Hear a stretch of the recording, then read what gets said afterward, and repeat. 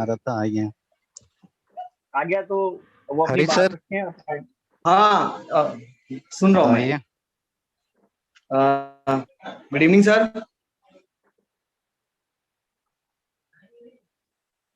जी good evening. Sir क्या मेरी आवाज सुनाई दे रही है? यस क्लियर है सर। हाँ सर, आ रही है, बोलिए।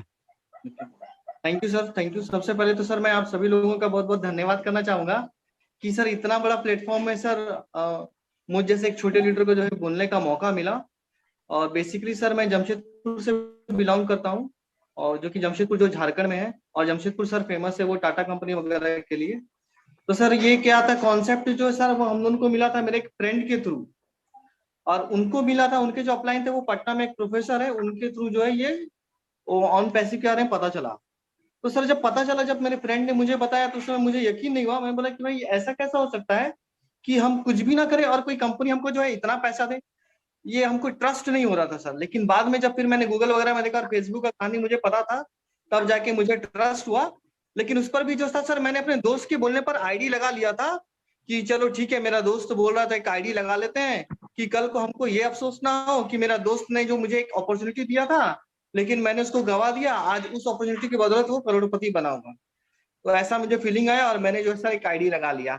लेकिन तब तक हमने काम करना बिल्कुल भी शुरू नहीं किया था, क्योंकि हम लोग उस समय तक मीटिंग नहीं देख रहे थे। फिर मेरा दोस्त जो मेरा अपलाइन भी है, उसने मुझे कहा कि भाई अपन को मीटिंग देखना शुरू करना चाहिए। और हम लोगों ने सर मीटिंग देखना शुरू किया, जिसमें नीरज सर का मीटिंग था, और वो मीटिंग से हम लोग को बहुत टेक्निकल जानकारी मिला। और उसके बाद सर हम लोगों ने रेगुलर मीटिंग देखना शुरू किया, और उसके बाद फिर हमने इस पर काम करना शुरू किया। और फिर सर जब हमने काम करना शुरू किया तो इसमें बहुत तेजी से, मतलब हम लोग दिन रात एक करके काम किए, क्योंकि उस समय तक जो है ये बोला जाता था कि कंपनी जो है बहुत जल्दी जो है सॉफ्टवेयर वगैरह करेगी। तो उस समय हम लोग को लगा कि ज्यादा से ज्यादा हम लोग टीम बना ले। और ये मेरे जो अपलाइन जो है सर, वो मेरा फ्रेंड भी है, वो ये बोलता है कि ये ऑन पैसिव जो है एक पारस पत्थर की तरह है ना। अगर आपको पारस पत्थर अगर आपको मिल जाता है ना, और भगवान आपको एक मौका देता कि आपके हाथ में पारस पत्थर है, भगवान ने आपको मौका दिया कि भाई एक दिन के लिए हम आपको ये पारस पत्थर दिए हुए हैं, अब आप इससे क्या करेंगे।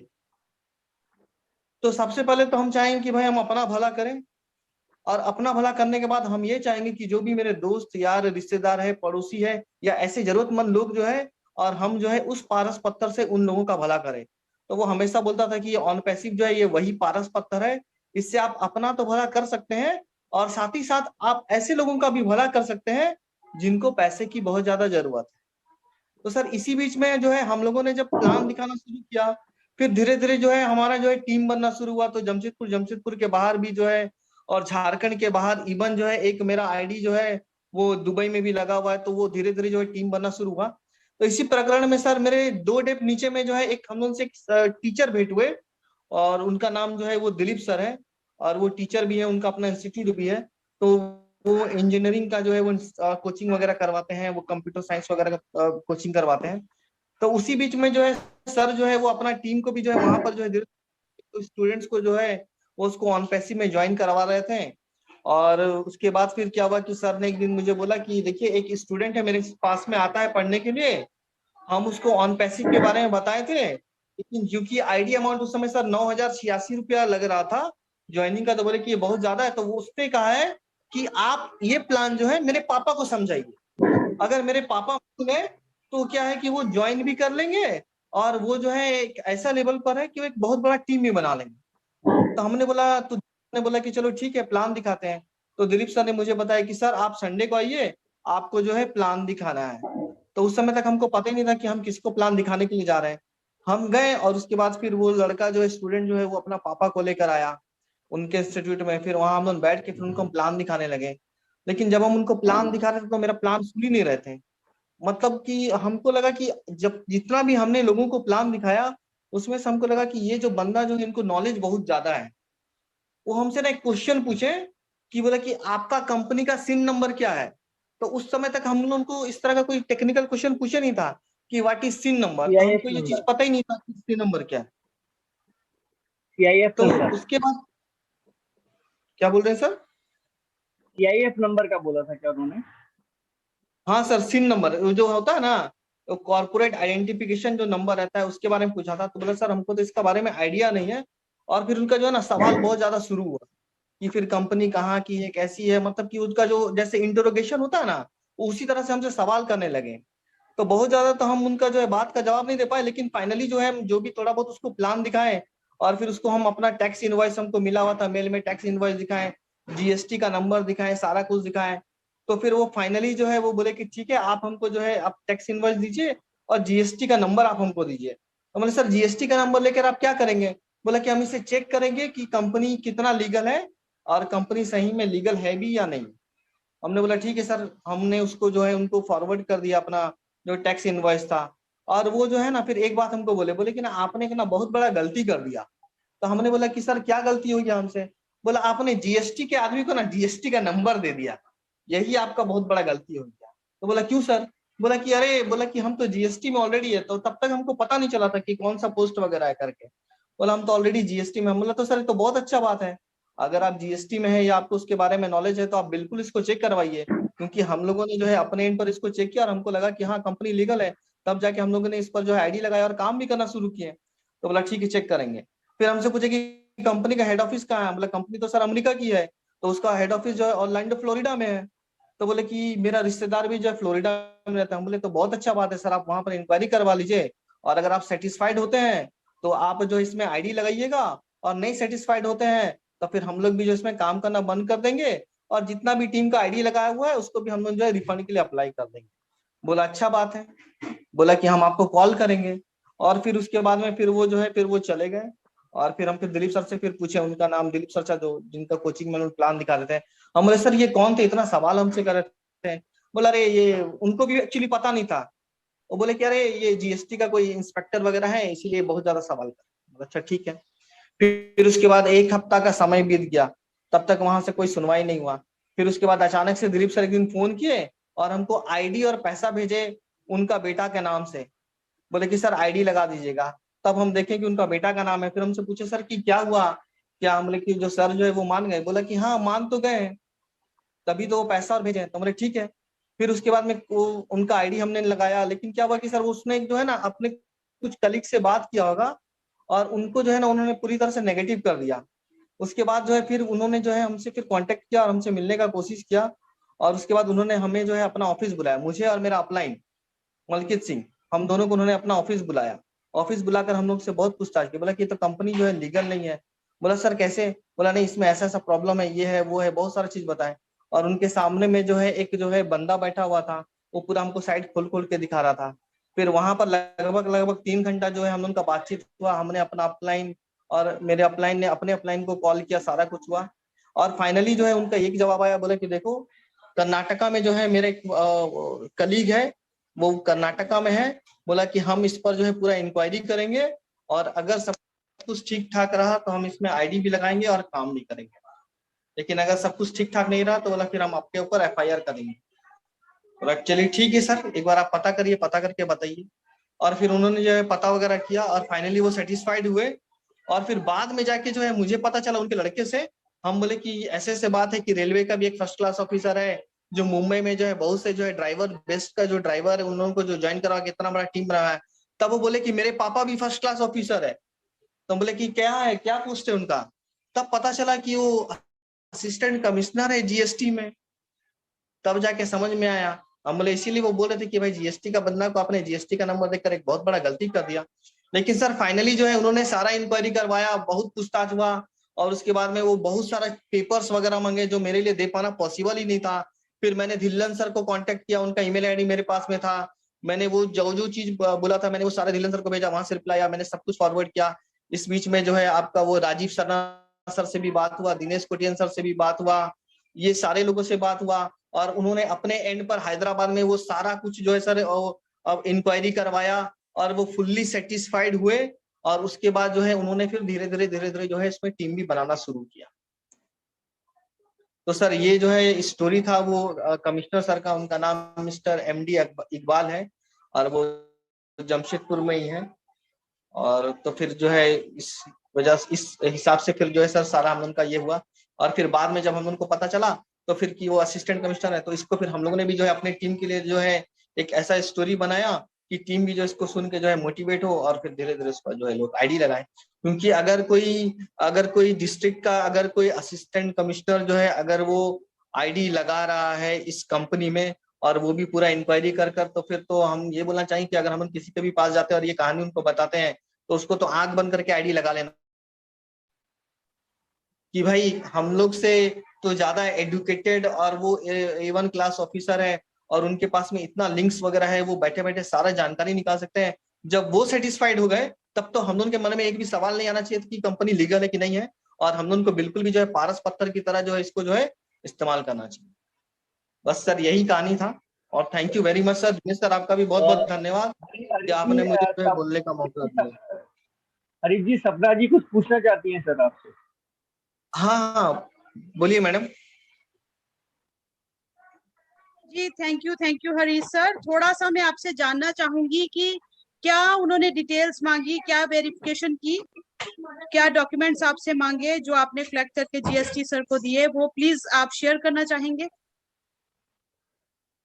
बिल्कुल मैडम, उन्होंने मुझसे जो है वो जीएसटी नंबर मांगा था। फिर जीएसटी नंबर के थ्रू जो है साइट में उन्होंने पोर्टल में मुझे खोलकर दिखाया। फिर वहां पर कर्नाटका ऑफिस का सारा डिटेल्स हुआ। लेकिन उनको सर एक चीज का कंफ्यूजन हो गया था कि उस समय जो वहां पर जो हम लोगों का जो DIN जो डायरेक्टर का जो नाम दिखा रहा था वो था जुनैद इश्तियाक अहमद, और उनके पास में जो है एक केस पड़ा हुआ था जुनैद अहमद का। बस इसी में थोड़ा सा कंफ्यूजन हो गया, तो इसको लेके बहुत सारा उन्होंने इंक्वायरी भी किया और वो हमसे बहुत सारा लीगल डॉक्यूमेंट्स मांग रहे थे जो कि हम लोग के लिए दे पाना पॉसिबल नहीं था। बट हम लोगों ने जो उसको जीएसटी नंबर वगैरह दिया और फिर धिल्लन सर से मैंने उनको कांटेक्ट करवा दिया।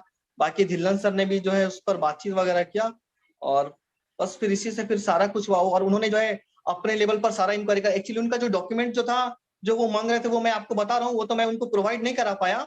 वो बोल रहे थे कि जैसे कि कोई कंपनी है, अगर वो इंडिया में अगर वो ऑफिस ली है, तो हमने उनको बोला कि कहाँ ऑफिस है, बोला हैदराबाद में और वो बेंगलुरु में।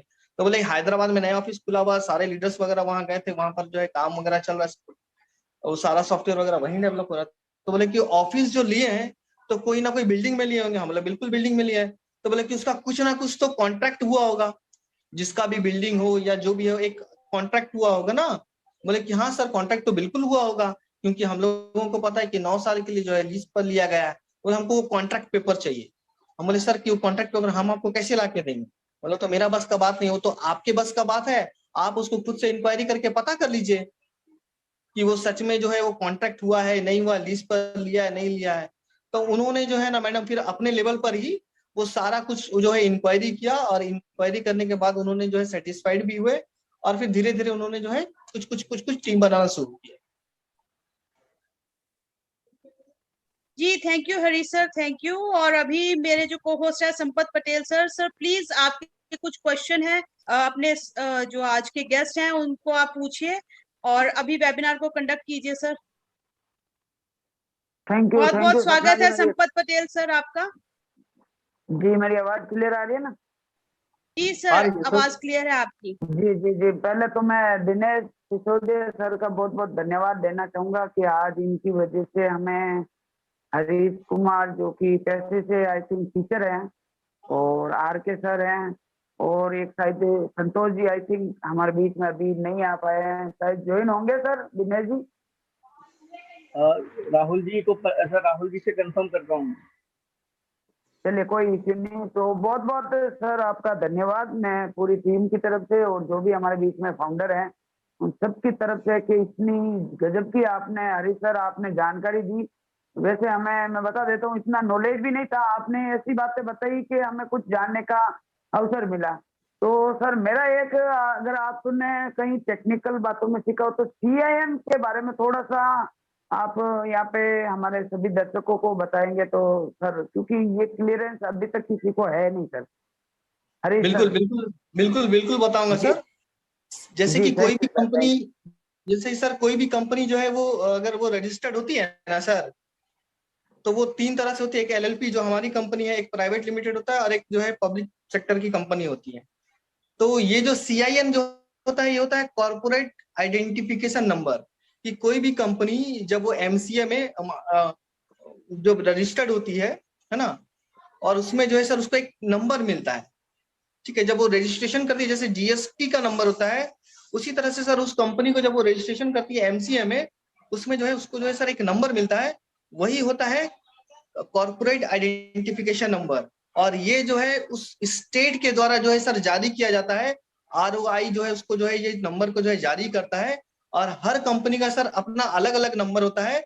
अगर आपके पास में कोई भी कंपनी का आपके पास वो नंबर है ना, CIN नंबर, और आप उसको एमसीए में डाल के सर्च करते हैं, तो सर कंपनी का सारा डिटेल्स आपको मिल जाता है उसमें। मतलब कि सर आप जैसे वो नंबर डालेंगे ना, तो कंपनी का पूरा डिटेल्स मिल जाएगा कि कितना कैपिटल से शुरू की, उसके डायरेक्टर कौन कौन है, और वो कंपनी जो है LLP कंपनी है, प्राइवेट सेक्टर की कंपनी है, पब्लिक सेक्टर की कंपनी है, वो सारा डिटेल्स आपको मिल जाएगा। आपको जो है सिर्फ एमसीए में जाके वो डालना है। अगर आप कोई कंपनी का नाम डाल रहे हैं, जैसे कि आपने ऑन पैसिव का नाम वहां पर डाला, सर्च किया, और आप देखिएगा कि वहां पर जब आप सर्च करेंगे तो ऑन पैसिव का डिटेल्स तो दिखाएगा, साथ में CIN नंबर भी दिखाएगा, और कंपनी के जो सर डायरेक्टर रहता है ना, उनका भी उसमें नाम दिखाता है। तो इसमें एक चीज और पता चला सर कि एक कंपनी जो है ना सर, उसका जो है एक ही डायरेक्टर जो है एक ही कंपनी का नहीं रहता है। वो जो डायरेक्टर जो होता है ना, 3-4 कंपनी के भी जो है डायरेक्टर हो सकते हैं, एक ही बंदा, तो उसका भी सर अलग अलग नंबर रहता है। उसको बोला जाता है DIN, डायरेक्टर आइडेंटिफिकेशन नंबर भी रहता है सर। उससे भी जो है आप ट्रैक कर सकते हैं कि एक जो डायरेक्टर जो है वो कितने कंपनियों का जो है वो डायरेक्टर बना हुआ है। तो सर इसके लिए जो है हम लोगों ने जो है एक्चुअली क्या था कि उनका सर सवाल इतना ज्यादा था ना, वो मतलब कि जैसे इंटरोगेशन होता है ना, किसी को कैदी को बुला के वो इंटरोगेट करते हैं ना, क्योंकि वो 40 साल से जीएसटी में है, तो उनका काम ही है ये सब करना। तो इतना सवाल था ना कि सर हमको, फिर मेरे पास में जो है हम अपने एक दोस्त का लैपटॉप लेकर आए, और सर 3 दिन जो है ना मैंने इस पर सर्च किया था। उनका सर ये भी सवाल था कि भाई कंपनी इतना पैसा जो है अपना, कि वो फाउंडरशिप का जो पैसा जो ले रही है, तो उस समय तक तो ये पता था कि भाई कंपनी जो है फाउंडर का पैसा को खर्च नहीं कर रही है, उसको जो है अपना अकाउंट में जो है जमा करके रख रही है, क्योंकि वो पैसा जो है कंपनी मार्केटिंग कैंपेनिंग के लिए खर्चा करेगी। तो बोले कि जो ये जो इम्प्लॉय सब जो रखा हुआ है, कंपनी गूगल में दिखा रहा है 580-600 के लगभग लगभग एम्प्लॉय है, फिर उस इतना जो खर्चा है ऑफिस का, बिल्डिंग का हम लोगों को पता चला रेंट है लगभग लगभग 1.5-2 करोड़ रुपया उसका मंथली रेंट है हैदराबाद ऑफिस का। बोले सर खर्चा कहाँ से आ रहा है? तो सर इसके लिए मैंने बहुत सारा सर्च किया था, और सर्च करने के बाद में बहुत सारा जानकारी मिला था, बहुत कुछ पता चला था कि कंपनी जो है ये कैसे कैसे कर रही है। तो वो हम पब्लिकली नहीं करना चाह रहे हैं, क्योंकि ये तो एक सर अलग मैटर हो जाएगा कि कहाँ से पैसा आ रहा नहीं आ रहा। इसके बारे में थोड़ा सा मुझे जानकारी हुआ था कि कंपनी कहाँ से इन्वेस्टमेंट लेकर आ रही है, कैसे इन्वेस्टमेंट कर रही है ये, लेकिन ये सब पब्लिकली मैं नहीं करना चाहूंगा, कि वो प्राइवेट है उसको प्राइवेट ही रहने दीजिए। लेकिन उनका सारा सवाल सब बहुत था, और जो भी था सारा कुछ मैंने क्लियर किया, और उस सारा कुछ क्लियर होने के बाद में जो है फिर वो जो है सेटिस्फाइड हुए। और सर उस समय तक तो हम लोगों को लग रहा था कि कंपनी बहुत ज्यादा शुरू हो जाएगी, लेकिन थोड़ा सा कंपनी डिले हुआ। लेकिन उनका कभी भी ऐसा फोन नहीं आया कि अरे आपका कंपनी इतना डिले क्यों हो गया, क्यों आपने जो स्टार्टअप नहीं किया, क्यों आप बोल रहे थे कि ऐसा हो जाएगा जल्दी शुरू हो जाएगा लेकिन आज तक नहीं हो पाया। कभी उनका कोई सवाल नहीं आया, क्योंकि उनको पता है कि भाई कंपनी लीगल है, आज नहीं तो 6 महीना बाद, नहीं तो साल भर बाद शुरू होगी, और जब भी शुरू होगी ये हम लोग का जो है वही पारस पत्थर वाला काम करके जाएगी सर। जी बहुत बहुत धन्यवाद हरीश जी। मैं सपना जी को इनवाइट करूं उससे पहले मेरा एक और सवाल है related MCA, ministry of corporation affair. Yes, इसके सर इसके बारे में प्लीज आप हमारे जो भी व्यूअर सुन रहे हैं इनको बताइए कि कैसे इसमें रजिस्ट्रेशन कोई भी करवा सकता है, क्या कोई भी फैक्ट करवा सकता है या नहीं करवा सकता, इसकी जो भी आपको नॉलेज है प्लीज शेयर कीजिए सर। अच्छा सर, देखिए इसमें हर कोई रजिस्ट्रेशन नहीं करवा सकता सर। MCA में रजिस्ट्रेशन कोई भी बोलेगा कि कोई भी आम बंदा है वो चाहेगा कि हम MCA में जाके रजिस्ट्रेशन करवा ले, ऐसा नहीं होता है। उसका सर पूरा लीगल प्रोसेस होता है, वो आपको लीगल प्रोसेस पूरा फॉलो करना पड़ता है, तब जाके सर MCA में रजिस्ट्रेशन होता है। उसमें सर आपको कैपिटल दिखाना पड़ता है, आपको अपना फर्म का नाम बताना पड़ता है, उसका जो लीगल डॉक्यूमेंट आपको दिखाना पड़ता है, आपको GSTN CSTN नंबर वगैरह वो सारा कुछ आपको दिखाना पड़ता है। अब GST पे कर रहे हैं कि नहीं, ऐसे नहीं होता सर कि आज हमने एक कंपनी फॉर्म किया, कल हम MCA में गए और MCA में रजिस्ट्रेशन हो गया, ऐसा नहीं होता है सर। उसमें समय लगता है, वो कंपनी वो MCA जो है वो सारा कुछ वो सर्च करती है, वो देखती है कि हाँ कंपनी लीगल है नहीं है, इसका पेपर क्या है, क्या ये काम कर रही नहीं कर रही, वो सारा डिटेल्स आपको बताना पड़ता है MCA में, तब जाके वो कंपनी वहां रजिस्टर्ड होती है। और रजिस्ट्रेशन होने के बाद में उसको जो है सर वो नंबर मिलता है जिसको हम बोल रहे थे CIN नंबर। सर कोई भी अगर बनना चाहेगा कि हम MCA में जाके रजिस्टर्ड कर ले अपना एक छोटा सा फॉर्म बना के, तो ये कभी भी पॉसिबल नहीं है। उसमें कैपिटल फंड आपका कितना लगा हुआ है, कितना से आपने इन्वेस्टमेंट शुरू किया, आपका लिक्विडिटी क्या है, वो सारा डिटेल सर उसमें आपको दिखाना पड़ता है। जी हरीश जी, बिल्कुल मैं आपकी बात से सहमत हूँ। जैसा कि अभी पिछले जैसे हमारे ये मोदी सरकार आई थी, तो आई थिंक जब मोदी जी प्रधानमंत्री बने थे तो उस टाइम शारदा चिट फंड घोटाला हुआ था कलकत्ता वाला। तो जहाँ तक मैं देख रहा हूँ, जहाँ तक मेरा नॉलेज है, हमारे जो भारत सरकार ने है एमसीए में काफी बदलाव किया है। जैसा कि आप बता रहे हैं कि कैपिटल शो करना पड़ता है, पैन कार्ड वगैरह, और जो भी पर्सन के नाम पे, मतलब ये जिस नाम पे कंपनी को रजिस्टर्ड करवा रहे हैं उसकी पूरी डिटेल, फुल्ली डिटेल डालनी पड़ती है तब जाके। और साथ ही साथ मतलब भारत सरकार को ये भी दिखाना पड़ता है कि आप एमसी रजिस्टर्ड करवा रहे हैं लेकिन आप बेचोगे क्या, तो ये भी बताना पड़ता है। और कई लोगों को, और एक मैं बता देता हूँ, जैसा कि एमवे का नाम सुनना होगा, अभी हाल में आप मीडिया में देखो उसको बैन लगा दिया गया है। दोस्तों आप ये कई भी न्यूज पेपर में जाके देख लेना। तो इसके बारे में हरीश जी कुछ ऐड करना चाहेंगे? हरीश जी आप अनम्यूट हो गए, शायद म्यूट हो गए, सॉरी। नहीं सर, मैं तो यहाँ से अनम्यूट हूँ सर। इस बारे में तो जी सर हम कुछ, बहुत ज्यादा कुछ बताना। बोलिए सर, बोलिए। जी जी, ऐसा मैंने सुना है कि जो मतलब ये प्रोडक्ट बेस्ड वाली कंपनियां भारत सरकार बंद कर रही है, ऐसा मैंने सुना है। जो मनी रोटेशन वगैरह करती है, ये सारी कंपनियां बैन करने जा रही है सर। और सर उसी के तहत ये, हाँ जी सर, जब ये मोदी हाँ सरकार जी सर। आई है ना, तब से तो मनी सर्कुलेशन वाली जितनी भी कंपनियां थी, लगभग सभी कंपनियों पर तो लगाम कसा गया सर। क्योंकि कंपनियों का काम ही था कि पैसा लेना, और वो जो है पैसा लेना और लोगों से जो है पैसा लेकर भाग जाना।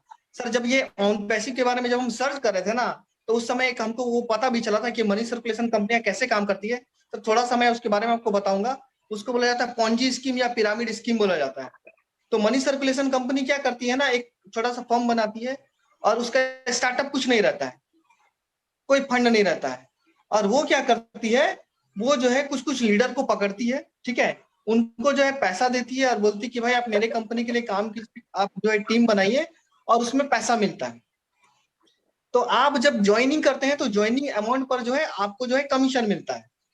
आपको बोलता है कि आपको बोला जा रहा है कि भाई आपको ज्वाइनिंग करना है। ज्वाइनिंग करने से जो है ज्वाइनिंग का रजिस्ट्रेशन चार्जेस जो है वो 500 का रजिस्ट्रेशन चार्जेस है। अब कंपनी जो है आपसे 500 ली, और 500 लेने के बाद में जो है 300 रुपये उसने अपने पास में रखा, बाकी 200 रुपये जो ऊपर के जो लीडर जो होते हैं सर उसको डिस्ट्रीब्यूट कर देती है। तो ये कंपनी कब तक चलती है? ये कंपनी तब तक चलती है जब तक नीचे में लोग जुड़ते जा रहे हैं, लोग जुड़ते जा रहे हैं, कंपनी के पास में पैसा आ रहा है और कंपनी वही पैसा को जो है रोटेट कर रही है और वहीं से जो है वो पैसा कमा रही है। जिस दिन नीचे से लोग जुड़ना बंद हो जाते हैं उस दिन जो है कंपनी लोगों को जो है पैसा देना बंद हो जाती है, और फाइनली जो पैसा उसने कमाया रहता है वो पैसा लेकर जो है वो निकल जाती है। तो सर ये तो हो गया पॉन्जी स्कीम, या फिर इसको हम पिरामिड स्कीम भी बोलते हैं। और जो है बिल्कुल जो है मोदी सरकार जो इस पर बिल्कुल लगाम कस रही है, तो बहुत सारी कंपनियां जो है बंद भी हुई है। लेकिन सर ऑन पैसिव का तो बिल्कुल भी ऐसा नहीं है। इसमें तो सर क्या है कि आप जो है रजिस्ट्रेशन करते हैं, आप जो है पेमेंट करते हैं, तो उसके बदले कंपनी आपको सर्विसेज देगी, कंपनी आपको प्रोडक्ट देगी, आप उसको यूज कीजिए, आपको अच्छा लग रहा है आप लोगों को रिकमेंड कीजिए। आप जब लोगों को रिकमेंड करेंगे, कंपनी का मार्केटिंग कैंपेनिंग होगा, वहां से जो है कंपनी जो है प्रोडक्ट सेल करेगी, वहां से कंपनी को रेवेन्यू जनरेट होगा, और उस रेवेन्यू से कंपनी कुछ पैसा आपको भी देगी, कुछ पैसा अपने पास भी रखेगी। सीधा सा बात है सर। एमवे का तो नाम जो है ये तो अभी हमको पता चला कि इसमें जो है इतना करोड़ों का घोटाला हुआ था।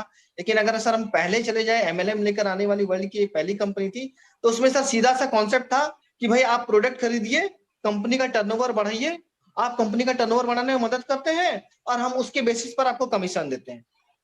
तो यहाँ पर भी सर अगर हम कंपनी का जो है टर्नओवर बढ़ाने में, उसका प्रोडक्ट को सेल करने में या रीसेल करने में अगर हम वो काम करते हैं, तो वहां से भी हम उनको जो है, एज सर ने पहले भी बोला कि अगर आप ये रीसेल का भी काम करेंगे, रीसेलर का, तो वहां से भी जो है आपको एक्स्ट्रा इनकम जो है जनरेट होगा। तो सर कोई भी एंगल से सर हमको तो नहीं लगता है कि ऑन पैसिव जो है पॉन्जी स्कीम है या कोई पिरामिड स्कीम चला रही है। अगर ऐसा रहता तो आज 5 साल तक कंपनी नहीं टिकती, कब से कंपनी जो है निकल जाती। और इतना जगह जगह सर ऑफिसेस नहीं खोलती। ऑफिसेस खोलना किसी भी आम आदमी का बस का बात नहीं है। वो भी सिंगापुर में फिर ऑफिस था, उसके बाद में फिर हमने देखा कि अभी दुबई में भी ऑफिस खुला हुआ है, फिर उसके बाद में हैदराबाद में, बेंगलुरु में ऑफिस, तो इट्स नॉट पॉसिबल। जी बिल्कुल हरीश जी, आपने एकदम 101% बात सही बताई है। और कहीं न कहीं भारत सरकार भी हमारे इस कंपनी के ऊपर नजर बनाए रखे हैं। और जैसा कि आपने बताया, भारत सरकार की जो नई गाइडलाइन आई है, उसमें काफी कुछ सुधार किया गया है। मतलब यहाँ तक कि मैं जहाँ तक देख रहा हूँ, 10 रुपए भी हिंदुस्तान से अगर आपको विदेश लेके जाना तो बहुत ही मतलब क्रिटिकल हो जाता है। और बहुत सारी पॉलिसीज नई बन चुकी है। और ऐसे कोई भी अभी वो मनी रोटेशन या पूंजी स्कीम वाली एक भी कंपनी मार्केट में नहीं दिख रही, और जो भी दिख रही है वो बहुत कम समय में बंद हो जाएगी, ये भी कंफर्म है। काफी सारी जो एमएलएम कंपनियां जो प्रोडक्ट का भाव बढ़ा के मतलब वो जोड़ने का काम करती है, जैसा कि आपने बताया कि कंपनी का प्रोडक्शन बढ़ना चाहिए, तो वो भी उनके ऊपर भी ताला लग चुका है। अभी हमारी सरकार का सिर्फ और सिर्फ फोकस है लीगलाइज के ऊपर। जैसा कि आपने बताया, क्रिप्टो करेंसी को लेकर भी उन्होंने अभी एक हाल ही में फैसला दिया था कि हम जो भी आपका प्रॉफिट रहेगा उसके ऊपर 30% गेन करेंगे। यानी 30% लेने का मतलब ये कहीं न कहीं गवर्नमेंट इसको भी मतलब अपने पक्ष में लेना चाहती है या इसका समर्थन करती है। तो बहरहाल हरीश जी, हम आपके पास फिर से आएंगे। मैं चाहूंगा कि हम सपना जी गुप्ता जी का वो पहले हैंड रेस था, तो मैं उनको इनवाइट करना चाहूंगा। जी सपना जी, सपना गुप्ता। जी सर, थैंक यू। मेरा जो है वो आंसर मिल चुका है। सर ने सिन नंबर और दिन दोनों ही क्लियर कर दिए हैं। और अभी सर जो हैंड रेस है, आप उनका क्वेश्चन लीजिए। जी थैंक यू, थैंक यू। जी कैब भाई बताइए। या thank you Sampat sir and Sapna ma'am, आपका बहुत बहुत शुक्रिया। मेरा कोई क्वेश्चन नहीं है, मेरा एक अपडेट है जो कि मुझे पता चली, मुझे बहुत खुशी हुई। अपडेट ये है कि मुझे भले ही अभी पता चली, पता नहीं पहले की है या अभी है, तो वहाँ पे टीम समरी में आपकी सारी टीम नहीं दिखा रही है वेबसाइट में, ओनली आपके डायरेक्ट्स ही दिखा रहे हैं। और ये मैंने फेसबुक पर अभी डिलन सर ने मुझे ये पोस्ट भेजी, तो ये भी है। और यहाँ पर अपनी वेबसाइट के जितने भी लोगो हैं वो वहाँ पे सारे लोगो आप डाउनलोड कर सकते हो, और यानी कि अपने जो प्रोडक्ट के लोगो हैं, जो भी प्रोडक्ट लॉन्च है तो आप उसको भेज सकते हो, तो वो लोगो भी आपको वहाँ पे मिल जाएंगे। तो वेबसाइट यानी कि अपडेट हो रही है धीरे धीरे। वेबिनार्स में भी जो अपडेट्स के जो सेशन है वहाँ पे भी तब्दीली हो गई है। तो बस आप समझ जाइए कि बहुत सून हुआ है, हो गया है सब कुछ। और कहीं ना कहीं इस चीज में हम बहुत एक्साइटेड हैं। मैं अपने आप को रोक नहीं पाया हैंड रेस करने में। मैंने चैट भी किया, बट चैट में मेरे को संतुष्टि नहीं मिली कि आप लोगों तक वो बात नहीं पहुंचेगी, इसलिए मैंने हैंड रेस किया। सो आप लोग सभी लोग विजिट करें और वेबसाइट को देखें, बहुत कुछ बदलाव हुए हैं। So thank you Sampat sir, thank you thank you thank you. जी थैंक यू कैब भाई, बहुत बहुत धन्यवाद। बहुत ही गुड न्यूज जी, वाकई में दिल वो बोलते हैं ना गार्डन गार्डन हो गया। Thank you. Now we are invite Nagma Tabassum. Yes ma'am, go ahead. उसके बाद हमारे बीच में शायद आई थिंक सोमलता मैम है, उनको बुलाएंगे। और मर्सीन हेमा बाबू को भी इनवाइट किया जाएगा। ओके तो इसमें ये राहुल जी शुक्रिया और संपत सर। और हैं। Yes yes. जी शुक्रिया संपत सर। मेरा क्वेश्चन हरीश सर से है। अभी जैसे उन्होंने बताया, पारस पत्थर का जिक्र किया, वो बहुत ही अच्छा लगा सुन के। उन्होंने जो पिरामिड स्कीम के बारे में बताया वो भी बहुत अच्छा बताया। और अभी जैसा आपने जिक्र किया 30% जो टैक्स लगाया है गवर्नमेंट ने क्रिप्टो ट्रेडिंग पे, तो हरीश सर जो है वो इस चीज को किस वे में लेते हैं? पॉजिटिव वे में लेते हैं या फिर नेगेटिव वे में लेते हैं? और आने वाले टाइम पे अभी हमारे भी ओ वॉलेट में कुछ ऐसे ही इनकम भी आने वाली है, तो कहीं उस पे कुछ ऐसा टैक्स वगैरह का तो रूल नहीं लगने वाला है? ये भी थोड़ी आशंका है मन में। जी हरीश जी, कैब जवाब सर ने दीजिए जो प्लीज। अपडेट दी उससे तो सच में सर दिल गार्डन गार्डन हो गया है। जी जी जी, थैंक यू मैम। जी हरीश जी हैं आप? हरीश सर।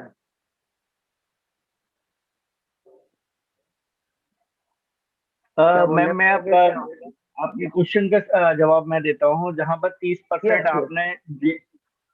30% आपने क्रिप्टो पर जीएसटी लगाया या चार्जेस का बोला है, तो हमें इसे निगेटिव नहीं लेना चाहिए, क्योंकि सबसे बड़ी बात है कि हमें अप्रूवल मिला है कि हम इंडिया में इसको रेगुलेट कर सकते हैं, यूज कर सकते हैं, क्योंकि अभी तक तो हमें मान्यता प्राप्ति नहीं थी। तो ये हमारे लिए अच्छी बात है। और एक और बात है जो हमें समझना चाहिए कि ओ ब्लेस सारी समस्याओं का निदान है। वहां पर देखिए, क्योंकि ना एस ने हमेशा बोला है कि आपके गवर्नमेंट में या आपकी कंट्री में क्या टैक्स सिस्टम है वो आपको पे करना चाहिए एक अच्छे नागरिक होने के नाते। और दूसरी बात यह है कि जब ओ ब्लेस आता है, अगर मान लीजिए आप टैक्स पे कर रहे हो और गवर्नमेंट को, और उसके बाद अगर आपको लगता है कि काफी टैक्स पे कर दिया, आप सोशल कॉज वगैरह और भी चीजों में आप हेल्प कर सकते हो लोगों की, तो सोशल कॉज में कीजिए, पहली बात। दूसरी बात, ओ ब्लेस एक और आपको हेल्प करता है वहां पर न्यू स्टार्टअप को हेल्प करने के लिए।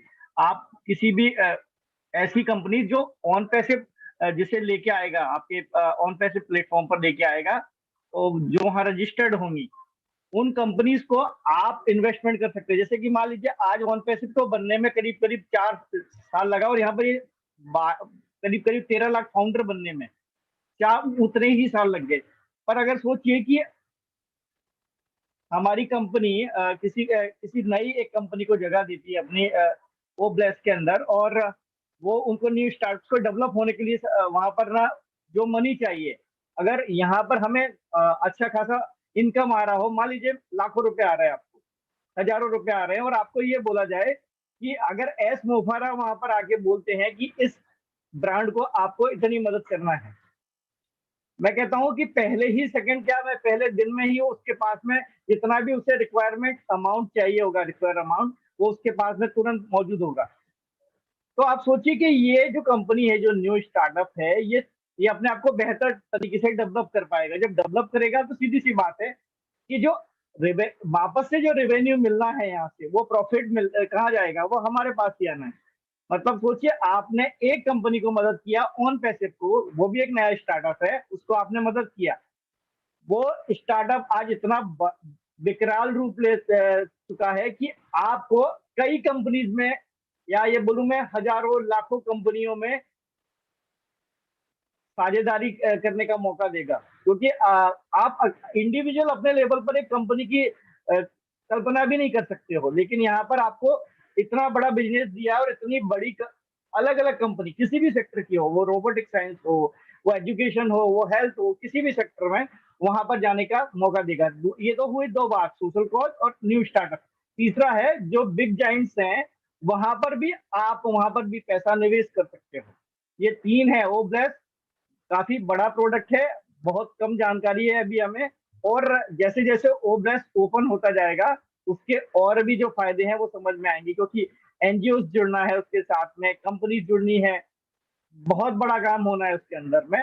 तो होपफुली कि आप वो आपके प्रश्न का जवाब मिला होगा। जी शुक्रिया सर, जी मिल गया क्वेश्चन का आंसर। बस एक चीज ये है, जैसे आपने कहा कि गवर्नमेंट ने हमें अलाउ कर दिया है ट्रेडिंग के लिए, तो आप ये नहीं सोचते कि 30% थोड़ा ज्यादा है?